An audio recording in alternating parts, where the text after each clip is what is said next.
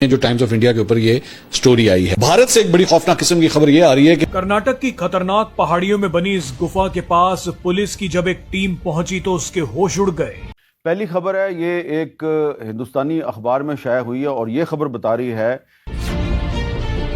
आबादी से दूर घने जंगलों, पहाड़ियों और खतरनाक जीव जंतुओं के बीच इस गुफा में एक महिला अपनी 2 बच्चियों के साथ रह रही थी। यह है आज की सबसे बड़ी, सबसे ब्रेकिंग न्यूज। इस बात को पाकिस्तान के एक बहुत सीनियर जर्नलिस्ट ने कोट किया है। बात यहां खत्म नहीं होती। ये महिला और उसकी दोनों बच्चियां रूस से आई थी। रूस की ये महिला अपनी दोनों बच्चियों के साथ 14 दिनों तक इस खतरनाक गुफा में रही। लेकिन जब पुलिस को इन तीनों के बारे में पता चला तो चौंकाने वाली बातें सामने आई। मैं भी आपको उसके हवाले से कुछ दिखाना और सुनाना चाहता हूं, लेकिन एक और चीज जो अभी अभी मैंने सुनी और देखी है, मैं समझता हूं ये ज्यादा इंपॉर्टेंट है। इस गुफा में ना खाने की व्यवस्था थी और ना ही रहने की सुविधा। फिर भी ये महिला अपने बच्चों को लेकर बिल्कुल एक सन्यासी की तरह जीवन बिता रही थी। पुलिस की माने तो गुफा में इस रूसी महिला के पास भगवान शिव की एक मूर्ति मिली। ये रूसी महिला दिन रात पूजा और ध्यान करती रहती थी।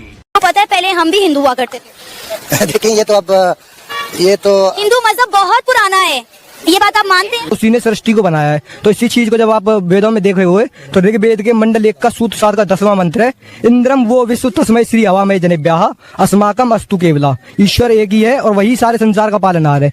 खाने पीने का सामान लाने के लिए ये 3 किलोमीटर पैदल चल के शहर पहुंचती थी। उसके बाद बस पकड़कर मार्केट जाती थी। रूसी महिला से जब पूछताछ की गई तो उसने बताया कि उसे भारत, हिंदू धर्म और अध्यात्म से इतना प्यार हो गया कि उसने सबकी नजरों से बचने के लिए अपनी छोटी बच्चियों के साथ इस गुफा में रहने का फैसला कर लिया। देखिए, धर्मा जो होता है ना, धर्म, सनातन धर्म, वो हमें सभ्यता सिखाता है। एक बहुत बड़े गुरुजी ने बताया था कि आपके घर में अगर औरत के शक्ल में बेटी है, बीवी है और माँ है, तीनों से आप बेइंतहा प्यार करते हैं, पर उस तीनों से मोहब्बत करने का तरीका अलग होता है। तो वो तरीका कहाँ से आता है? वो धर्म से आता है, जो हमारे मजहब में नहीं है। हमारे मजहब में तो चचेरी बहन भी बीवी बन जाती है, चाचा मर जाएगा तो चाची से भी निकाह हो जाएगा। तो ये जो हिंदू धर्म जिस सभ्यता को सिखाता है, उसको अगर हम पूजनीय नहीं करेंगे, हम जाकर के माथा नहीं टेकेंगे, तो ये तो हम अपने साथ विश्वासघात करेंगे ना। इसके बारे में आपको आगे बताएंगे, लेकिन पहले वीडियो में देखिए कि रूस की ये महिला और उसकी दोनों छोटी बच्चियां यहाँ तक पहुंची कैसे।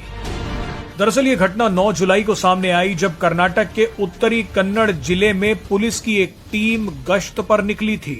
पुलिस की ये टीम राम तीर्थ पहाड़ी पर गश्त लगा रही थी। इसी गश्त के दौरान पुलिस की टीम उस गुफा के पास पहुंची जहां पर ये रूसी महिला अपनी बच्चियों के साथ रह रही थी। पुलिस को गुफा के पास हलचल दिखी। गुफा के बाहर लाल पर्दे भी टंगे थे। जब अंदर झांका गया तो 40 साल की एक रूसी महिला, जिसका नाम नीना कुटीना था, वो अपनी 2 बच्चियों के साथ 14 दिनों से वहां रुकी हुई थी। इनमें से एक बच्ची 6 साल की थी जिसका नाम प्रेमा, और दूसरी बच्ची 4 साल की थी और उसका नाम एमा था। मोदी साहब ने इसके ऊपर बात की, इंडोनेशियन प्रेसिडेंट ने इसके ऊपर बात की। देखिए, नरेंद्र मोदी जो है वो बहुत बड़ी स्मार्ट गेम खेल गए हैं।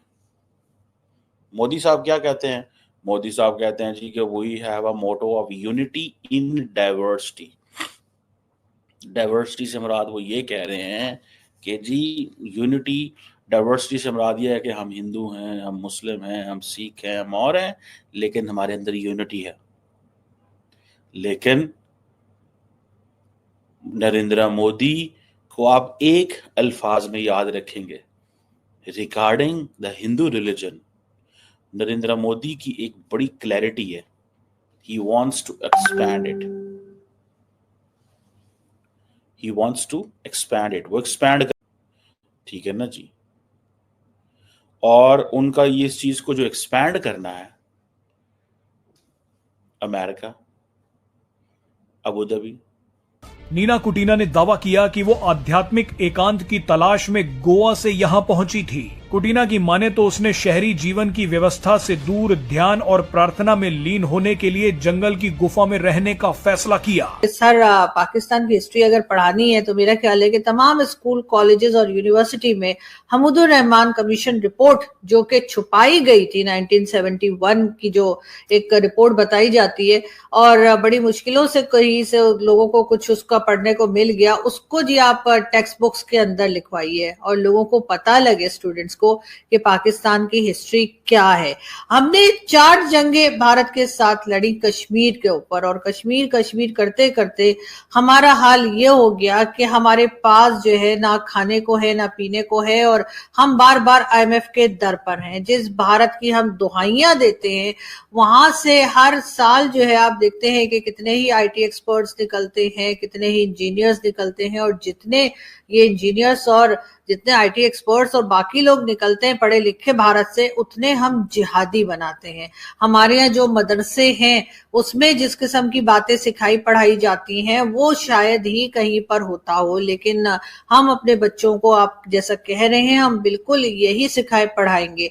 तो बिल्कुल आप सही बात कर रहे हैं। भले ही इस रूसी महिला के इरादे आध्यात्मिक थे, लेकिन अधिकारी ऐसे माहौल में बच्चों की सुरक्षा को लेकर बेहद चिंतित हो गए। नमस्कार दोस्तों, भारत में आज एक अजीब घटना देखने को मिली, जिसके बाद तो मानो मीडिया में सनसनी फैल गई है, क्योंकि इसको जब खुलासा किया गया तो दोस्तों सभी लोग हैरान रह गए कि ऐसा कैसे हो सकता है। एक रशियन महिला जिसकी वीजा एक्सपायर हो चुकी है, दोस्तों 7 साल से भारत में रह रही है अपने 2 बच्चों के साथ, वही जंगल की गुफा में। खबर जैसे ही पुलिस को मिली दोस्तों मानो तहलका मच गया। हालांकि रशियन महिला को दोस्तों सेफ सुरक्षित जगह पर पहुंचा दिया गया है। यहाँ सवाल उठ रहा है कि दोस्तों क्या सनातन धर्म में रशियन महिला इतनी लीन हो गई थी कि उसको ये सब करना पड़ा भारत में रहने के लिए, क्योंकि बताया जा रहा है रशियन महिला सनातन धर्म के लिए इस गुफा में थी, यहाँ पर रहकर तप करती थी, 2 बच्चों के साथ भी रहती थी। तो दोस्तों वाकई में थोड़ा सुनने में अजीब है, लेकिन ऐसा हुआ है। आगे दोस्तों हम सब जानते हैं कि रसिया में सनातन धर्म के प्रति बहुत ही आस्था देखी जाती है। बहुत सारे ऐसी रशियन है